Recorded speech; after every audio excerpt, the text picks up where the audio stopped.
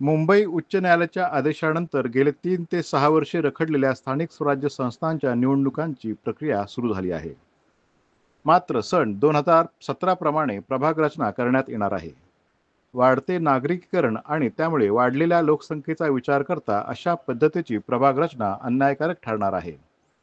त्यामुळे वाढत्या लोकसंख्येच्या प्रमाणात प्रभागांची संख्या वाढवावी, तसेच प्रत्येक महापालिकेत अनुसूचित जातींच्या प्रभागांची संख्या 5ने वाढवावी, अशी मागणी रिपब्लिकन पार्टी ऑफ इंडिया एकतावादीचे अध्यक्ष नानासाहेब इंदिसे यांनी पत्रकार परिषदेत केली आहे.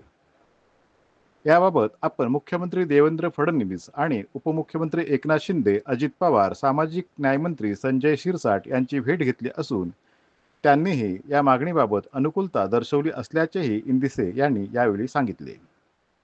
विविध स्थानिक स्वराज्य संस्थांच्या होऊ घातलेल्या निवडणुकांच्या पार्श्वभूमीवर प्रभाग रचना करण्यास सुरुवात झाली आहे.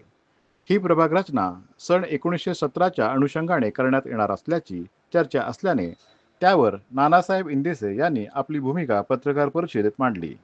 यावेळेस प्रदेशाध्यक्ष विकास निकम हे देखील उपस्थित होते. नानासाहेब इंदिसे यांची सविस्तर मुलाखत फक्त बोधिसत्व लाईव्हच्या दर्शकांसाठी. आजची जी प्रेस कॉन्फरन्स घेतली ती कशासाठी घेतली, जरा सविस्तर सांगा. काय झालं, महाराष्ट्र सरकारनं 10 जूनला महाराष्ट्र राज्यातल्या महानगरपालिकेच्या निवडणुका घोषित केल्या आणि त्या निवडणुका 2017 सालाच्या प्रमाणे प्रभाग समिती घोषित केली आहे. ही प्रभाग रचना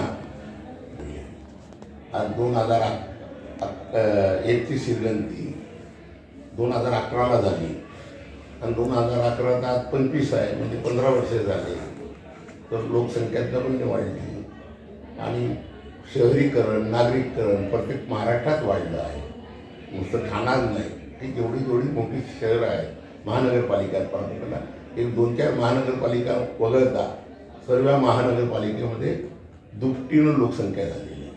आता या प्रकरणी मी माननीय नामदार मुख्यमंत्री देवेंद्र फडणवीस साहेब, त्याचप्रमाणे महाराष्ट्र राज्याचे उपमुख्यमंत्री नगरविकास मंत्री एकनाथ शिंदे साहेब यांची प्रत्यक्षात 30 तारखेला भेट घेतलेली आहे आणि त्यांना मी विनंती केली की फेरविचार करा या प्रकरणी आणि त्याच्यात डिमांड केली आहे, मागणी केलेली आहे.